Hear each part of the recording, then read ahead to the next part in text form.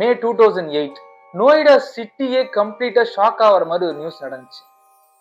என்ன ஆச்சு அப்படின்னா, மே 16, 2008 அன்னைக்கு இரவு ஒரு பெரிய ஒரு மர்டர் ஒன்று நடந்துச்சு. ஆருஷி அப்படின்னு சொல்லக்கூடிய ஒரு 14 வயசு குழந்தை, அந்த குழந்தையுடைய கழுத்து துண்டா வெட்டப்பட்டு ஸ்கல் இன்ஜுரி ஆகி ஒரு கொடூரமான முறையில கொலை செய்யப்பட்டிருக்காங்க. இந்த விஷயத்த நோய்டா போலீஸ் ரொம்ப சீரியஸான இன்வெஸ்டிகேஷனை எடுத்து இன்வெஸ்டிகேட் பண்ணும்போது அவங்க யாரை சஸ்பெக்ட் பண்றாங்க அப்படின்னா, அந்த வீட்டுல வேலை செய்யக்கூடிய ஹேம்ராஜ் அப்படின்ற ஒரு பணியாளர் இதை செஞ்சிருக்க கூடுன்னு சொல்லி சஸ்பெக்ட் பண்றாங்க. But very next day morning Hemraj அதே மாதிரி ஒரு கொலை பேட்டர்ன்ல கொலை செய்யப்படுறாங்க.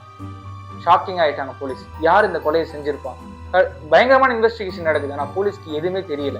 கடைசியா அவங்க யாரை சஸ்பெக்ட் பண்றாங்கன்னா, அவங்க பேரண்ட்ஸா இருக்கக்கூடும். ஏன்னா அவங்க பேரண்ட்ஸ் 2 பேருமே டாக்டர்ஸ். சரி, அவங்களாதான் இருக்கும்னு சொல்லி அந்த இன்வெஸ்டிகேஷன் இப்படியே போகுது. பல விஷயங்களை போலீஸ் எடுக்கிறாங்க. 2013 அப்ப கோர்ட்டே என்ன சொல்றாங்கன்னா, இந்த பேரண்ட்ஸ் தான் இந்த கொலையை செஞ்சிருப்பாங்கன்னு சொல்லி லைஃப் டைம் இம்ப்ரிசன்மென்ட் கொடுக்குறாங்க. பட் இந்த கேஸ் இதோட நிக்கல. சிபிஐக்கு விசாரணைக்கு போகுது. சிபிஐ இந்த இன்வெஸ்டிகேஷன் எடுத்தவங்க என்ன பண்ணாங்க, ஃபர்ஸ்ட் நோய்டா போலீஸ் இந்த இன்வெஸ்டிகேஷனை ஒழுங்கா பண்ணியிருக்காங்களா அப்படின்னு பாக்குறாங்க. அப்ப பல விஷயங்களை சிபிஐ எடுக்கிறாங்க. என்னன்னா, நோய்டா போலீஸ்க்கு இந்த மர்டர் சம்மந்தப்பட்டு எந்த ஒரு ப்ராப்பரான எவிடன்ஸுமே கிடைக்கல. டிஎன்ஏ சாம்பிள்ஸா இருக்கட்டும், யூஸ் பண்ண எக்யூப்மெண்ட்ஸ், அந்த மாதிரி எதுவுமே கிடைக்கல. பட் நோய்டா போலீஸ் இந்த பேரண்ட்ஸ் மேல இப்படி ஒரு அலிகேஷனை வச்சிருக்காங்க. இதுக்கு எந்த ஒரு ப்ரூஃப்மே இல்லைன்னு சொல்லி இந்த இன்வெஸ்டிகேஷன் சிபிஐ 4 இயர்ஸா நடக்குது. 2017 அப்ப அலகாபாத்ல இந்த விஷயத்தை எல்லாத்தையுமே சப்மிட் பண்றாங்க ஹைகோர்ட்.